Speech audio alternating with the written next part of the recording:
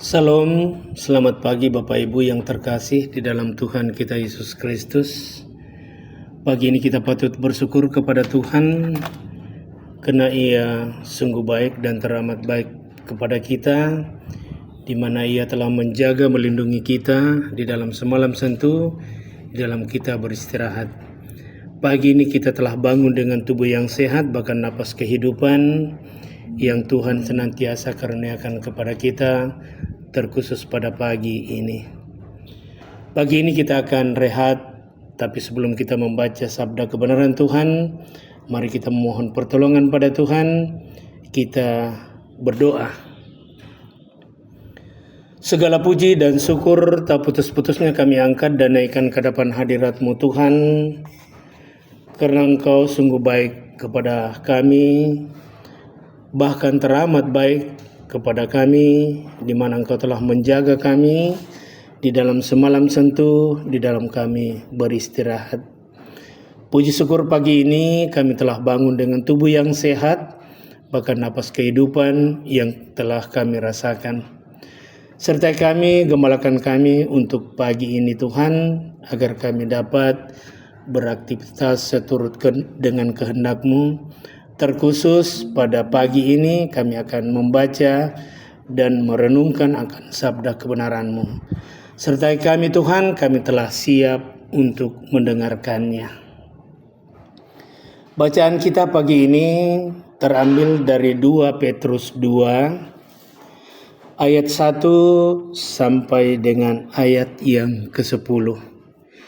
Firman Tuhan berkata, nabi-nabi dan guru-guru palsu. Sebagaimana nabi-nabi palsu dahulu tampil di tengah-tengah umat Allah, demikian pula di antara kamu akan ada guru-guru palsu. Mereka akan memasukkan pengajaran-pengajaran sesat yang membinasakan.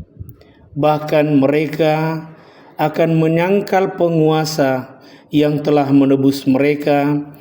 Dengan jalan demikian segera mendatangkan kebinasaan atas diri mereka. Banyak orang akan mengikuti cara hidup mereka yang dikuasai hawa nafsu, dan karena mereka jalan kebenaran akan dihujat. Dan karena serakahnya guru-guru palsu itu akan berusaha mencari untung dari kamu dengan cerita-cerita isapan jempol mereka.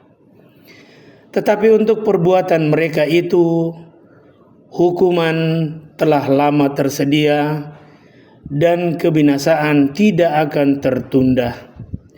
Sebab jikalau Allah tidak menyayangkan malaikat-malaikatnya yang berbuat dosa, tetapi melemparkan mereka ke dalam neraka, dan dengan demikian menyerahkannya ke dalam gua-gua yang gelap untuk menyimpan mereka sampai hari penghakiman. Dan jikalau Allah tidak menyayangkan dunia purba, tetapi hanya menyelamatkan Nuh, pemberita kebenaran itu, dengan tujuan orang lain, ketika Ia mendatangkan air bah atas dunia orang-orang yang fasik. Dan jikalau Allah membinasakan kota Sodom dan Gomora dengan api, dan dengan demikian memusnahkannya dan menjadikannya satu peringatan untuk mereka yang hidup fasik di masa-masa kemudian. Tetapi Ia menyelamatkan Lot yang benar, yang terus-menerus menderita oleh cara hidup orang-orang yang tak mengenal hukum dan yang hanya mengikuti hawa nafsu mereka saja. Sebab orang benar ini tinggal di tengah-tengah mereka, dan setiap hari melihat dan mendengar perbuatan-perbuatan mereka yang jahat itu, sehingga jiwanya benar itu tersiksa, maka nyata bahwa Tuhan tahu menyelamatkan orang-orang saleh dari pencobaan dan tahu menyimpan orang-orang jahat untuk disiksa pada hari penghakiman, terutama mereka yang menuruti hawa nafsunya karena ingin mencemarkan diri dan yang menghina pemerintah Allah.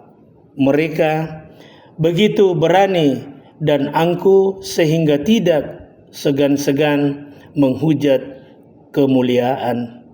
Demikian sabda kebenaran Tuhan untuk kita semua. Bapak Ibu jemaat yang terkasih di dalam Tuhan kita Yesus Kristus, khotbah kita pagi ini diberi judul Jebakan Pengajaran Palsu. Jebakan pengajaran palsu. Kalau dalam bahasa Toraja, nakua peapanan pengadaran mepapusa. Peapanan pengadaran mepapusa. Dewasa ini kita banyak menyaksikan bagaimana orang-orang lebih tertarik kepada budaya popularitas.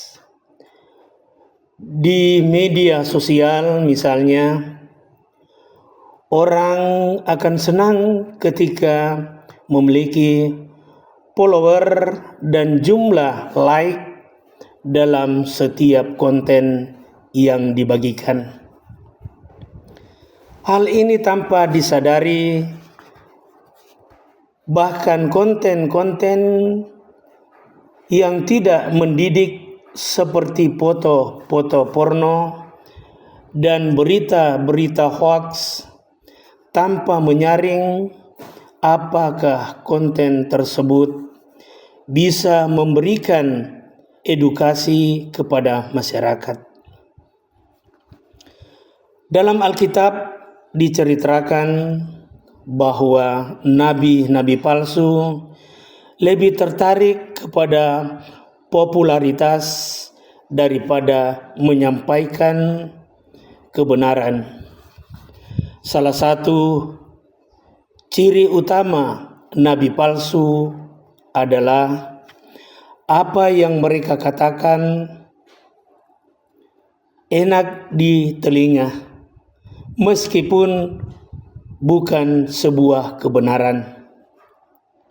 Petrus memperingatkan agar umat waspada terhadap pengajaran nabi-nabi palsu. Pada masa bangsa Israel, ada nabi-nabi palsu di tengah umat. Orang Kristen pun akan menghadapi hal yang sama. Nabi-nabi palsu akan tetap eksis dan memberikan pengaruh negatif bagi kekristenan. Mereka membawa ajaran sesat yang bisa membinasakan, bahkan menyangkal Kristus yang telah menebus mereka. Ajaran dari nabi-nabi palsu sangat populer karena memberikan kenyamanan di tengah-tengah umat. Kepalsuan mudah sebagai kebenaran, maka hal itu menjadi ancaman di balik ajaran palsu. Ialah memutarbalikkan kasih karunia Allah sehingga menjadi kebenaran untuk melakukan dosa. Apa yang harus dilakukan oleh umat untuk menghadapi nabi-nabi palsu tersebut? Petrus memberikan nasihat dengan melihat apa yang terjadi bagi Nuh dan juga Lot. Meskipun mereka hidup di tengah-tengah ancaman nabi-nabi palsu, tetapi mereka tetap memperlihatkan hidup kudus dan setia sehingga mereka luput dari murka Allah. Demikian sabda kebenaran Tuhan. Tuhan yang mempunyai firman ini, terpujilah nama Tuhan. Amin. Bapak Ibu jemaat kekasih Tuhan, mari kita tutup renungan pagi ini, kita berdoa. Terpujilah namamu ya Tuhan yang mempunyai hidup dan kehidupan ini. Terima kasih atas waktu yang indah ini yang Engkau telah karuniakan kepada kami, di mana Engkau telah memberikan waktu yang indah untuk membaca serta merenungkan akan firman kebenaran Tuhan. Biarlah sabda kebenaran-Mu Tuhan yang telah kami baca dapat menjadi bahagian dalam kehidupan kami, menjadi pondasi, menjadi obor untuk menerangi langkah kami, agar kami dapat membedakan mana pengajaran palsu dan mana pengajaran yang benar, mana pengajaran yang memenuhi kasih, mana pengajaran yang berpura-pura. Oleh sebab itu ya Tuhan, ajarkan kami untuk selalu setia dan selalu menaruh kasih kepada sesama kami, agar kami tetap hidup dan layak di hadapan-Mu untuk selalu mengucap syukur dan berterima kasih kepada-Mu Tuhan. Tuhan, ini kami yang datang kepada-Mu, sauti dan dengarkan. Ini doa kami yang kami alaskan demi anak-Mu Yesus Kristus, Tuhan dan penebus kami yang hidup. Kami sudah datang kepada-Mu.